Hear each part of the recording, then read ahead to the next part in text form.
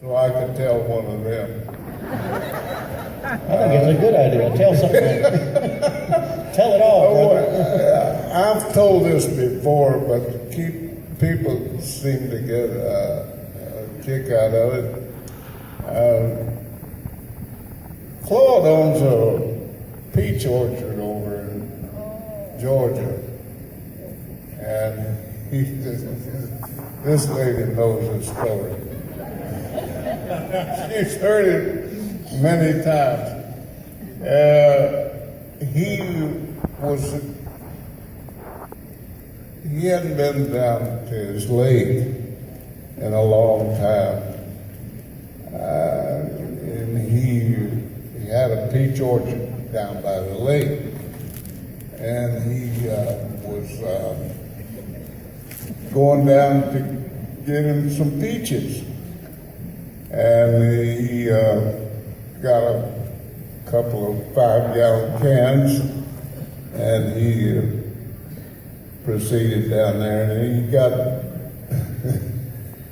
got close to the lake, and he heard some ladies talking, and they were all skinny dipping in his lake. And he said, I'm not nervous at all. Go ahead. "You're not nervous?" I'm not going to say anything bad. I could, but I'm not. They said, "Get out of here, get out of here."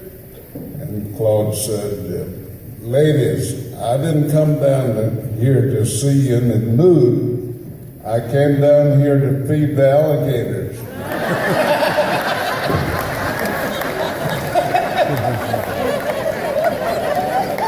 Is that true? Oh, that's true as anything you'll hear up here in the state. Oh, goodness. Well, we can pass one down. Miss Connie, what do you think? You got something to contribute to this? Well, I was trying to think of my funniest night in gospel music. And actually, it was off of the bus, but can I tell it? I mean, some of those on the bus, you can't tell. You know? No, but in the 60s, we were singing around, what? A little bit louder. In the 60s! We were singing right out of Washington, D.C. and in Virginia. And we met a young man who was always in church music, and his name was John. I don't know what his last name was, and I think probably Mark Trammell might be the only person on the stage who knew Big John. Yeah. He had that name because he was a good-sized fella. Burleson was his last name. John Fast. Was it Burleson? Do you remember? Did you know it? Fat, I know. Les, just leave it at big, okay? I was being nice, Les, but you can correct me. I talk loud. Like He you was talk to me. fat and dumb. Okay. We met him when I played the piano, so he remembered that, and we saw him in different places. He moved to Alabama. We were at church right out of Gadsden, Alabama on a Sunday night for the Sunday night service. They had a young pastor, and this young pastor said, "We're having a concert, but anybody in the community who would like to come and sing a song, come on, and you can do it at intermission." So we sang and we sat down, and he invited the people to come up. Well, here comes Big John, just like this, right down the aisle, and he says, "Connie, I'm going to do After a While, and I'm going to sing all 4 parts, and I want you to play it in the key of D flat." I said, "John, you better get Roger Talent," because he played the piano for us then. And Roger was already perceiving what was happening, so he was going out the back door. And Big John says, "Roger!" So Roger came back and he sat down. And I'm not making fun. This happened. And I like this guy, even though you said he was fat and dumb. Yeah, he was fat and dumb. Okay. Okay, so he got out there. He started out, "Often we sing," with the bass part, and then he did the high part. Well, he got kept on, and the preacher was sitting by me, and Big John finished the song on this incredible high note, and the people applauded, and he just went right into an encore. Well, the preacher looked at me and said, "Do you know him?" And I said, "Don't you?" Well, he finished his song, and then a young boy came up and did something, and so of course the pastor had to say, "Is there anyone else?" And so a little man from somewhere back in a congregation with a little guitar case came up. He opened up that guitar case and he went, "Ba-ring, I'm gonna sing you a song I wrote myself. It's called the Cigarette Song." Well, by that time I was bad in the floor. I'd never had a Sunday night like that. And the last line in the song was, it was gonna be on his tombstone. See there, I told you I could quit.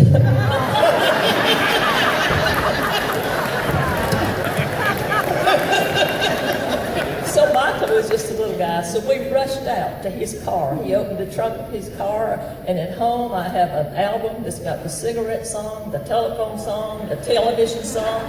I don't know what all is on that. If you ever want to hear it, just come over to North Carolina and listen. That's awesome.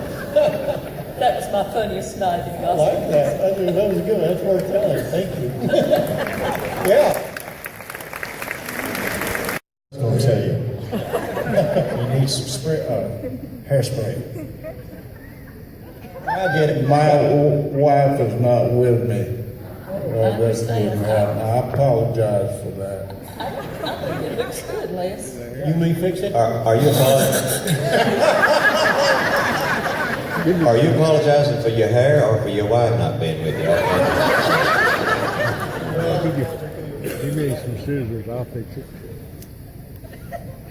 Well, I don't understand the question.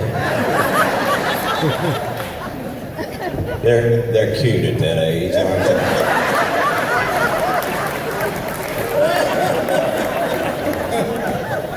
You ought to have to serve on a board with he and Claude at the same time. What is he You ever felt saying? like a mountain fell right down around you? Just sit in the same room with two old men that can't hear nor see.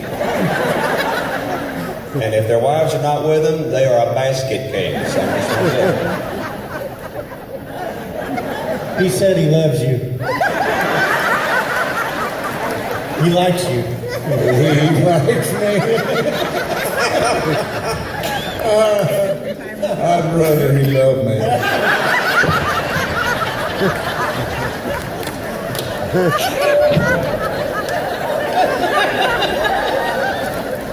Oh, my cheeks are hurting, man. Okay, I want to ask something, Les, in front of all these people. It's been 40 years since this has happened. I just want to see if you remember it, because I never did get an answer out of this situation. But it was Tupelo, Mississippi, and my mom and dad and myself had driven over. I'm just a teenage boy, just got my driver's license. And for some reason, you needed to move the bus from Tupelo, Mississippi, right across the Alabama line. And I never did find out why. Can you tell me why that happened? I'll tell you that privately.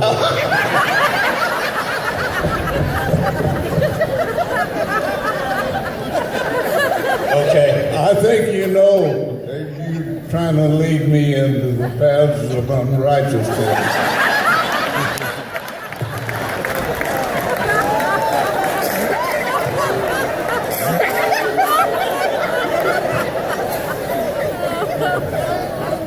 I know he knows.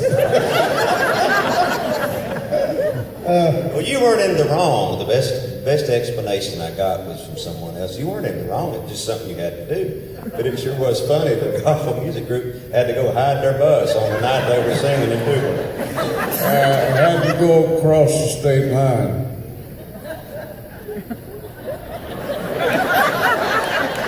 That's true. did you go to the But you go to the weren't. John? Just to clarify, you were not hauling moonshine, correct? You weren't hauling any moonshine. I wasn't hauling moonshine, no.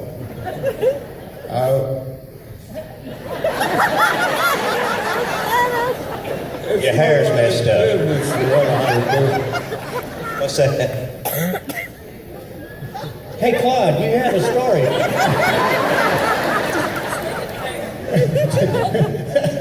Speaking of hair, a true story. We was in Mississippi. We always hand out the National Quartet Convention brochures. Inside there's a card. We asked everybody to fill it out. I noticed a man on the third pew. He had the most beautiful hair I'd ever seen in my life. Every hair was in place. And I just kept looking at him. And of course we had a break. And then we give away 2 tickets to the National Quartet Convention. And he won. We called his name and he raised his hand. And I said, okay, you come to my table, I'm gonna give you the tickets, but leave your hair there. And I was so embarrassed he had a toupee on.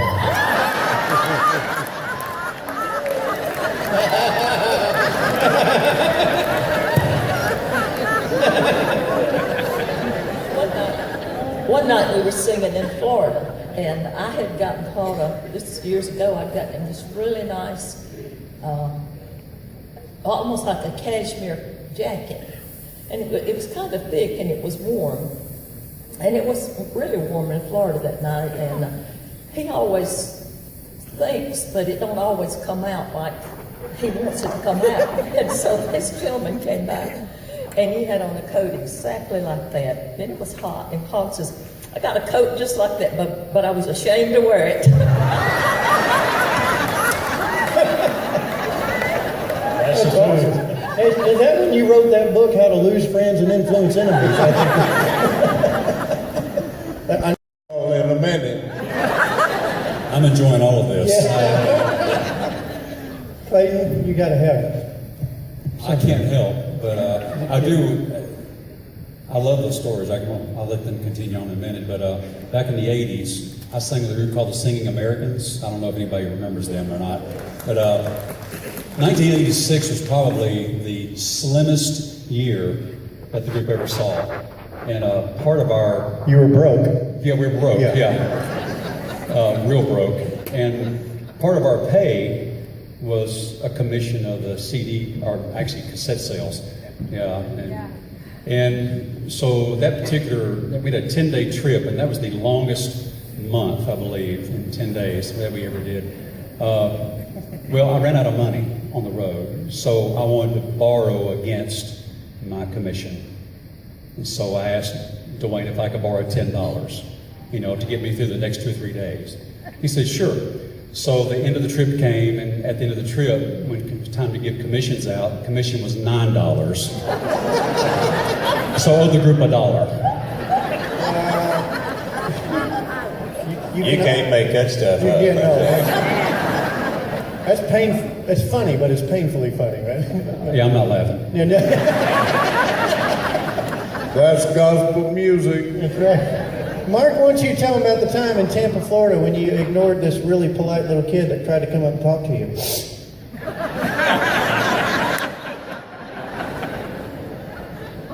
I was trying my best to get my work done. I was rolling chords the way Glenn Allred taught me to roll chords. Yeah. And With the Cathedrals. I was with the Cathedrals by this time, yes. And we were finishing up the concert that evening, and I was rolling chords, and this brat that really needed to be on some kind of medication and with his mom, only to find out he was with his mom and he was on medication, but neither were working. Comes up to me and starts trying to figure out, hey, is your name Martin? Yeah. Oh, my name's Michael Booth, and my dad used to sing with the Rebels. I said, yeah, that's nice. And he just continued to try to strike up a conversation with me while tearing down all the stuff that I had done, walking over it and kicking the chords out of the way. And to this day, he still wonders why I didn't have much to say to him, because it was like a 3-year-old. I had to go back and do everything I had already done again so I could leave. And he holds it against me to this day. That I got frustrated with him, and instead of whipping him like he needed, I just asked him to dismiss himself so I could get my work done. Now I wish I had whipped him.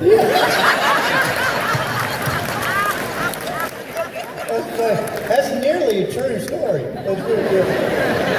I did. It was Chamberlain High School, the Cathedral Quartet had come, and I was there before the bus got there. And the reason I did that, because Clayton, I was broke too. And I didn't have money for a ticket, and I knew if I got there early enough, I thought maybe I could ask him if I could help, and then I could just like not leave and stay and be able to see the concert. So when it was over, yeah, Mark was up there just rolling chords, and I went, hi, are you Mark? Yeah. My name's Michael Booth. My dad used to sing with the gospel. And see, if I didn't drop that name and nothing bit there, I had nothing. And it didn't work. Actually, it did. I didn't whip you. Yes. Well, give us a to think we're going to be in heaven together forever.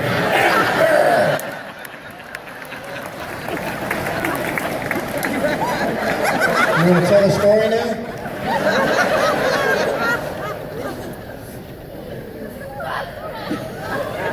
I see the wheel spinning, but the hamster kind of stopped.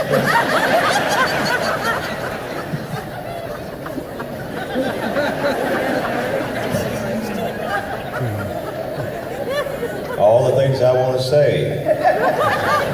I can't say it. Yeah, preacher, go ahead. Here. What are you wanting me to do now? Give us a good road story, maybe something with George and Glenn that we all love those little. Oh, dear Lord. Yeah. George and Glenn. Let's see. They sang with the cathedrals. They were. Yeah, come back to me. I'll think of one. All right. Okay? If you go to Claude, Claude's always got something. Do you know your shoe don't match your belt? It's those guys.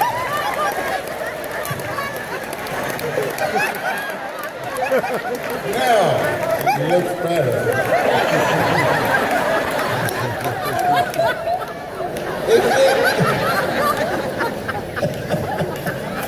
You got anything now? Or do you want another distraction? Can I leave?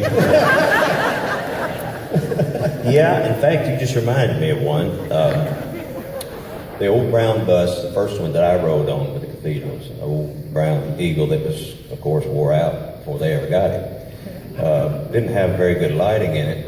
And one Sunday morning, I walked on the platform. I'd been with the cathedrals about 2 weeks, maybe 3 weeks. One Sunday morning, I walked on the platform in Adrian, Michigan, at the Nazarene Church in Adrian, Michigan, and I looked down and I had 2 different boots on.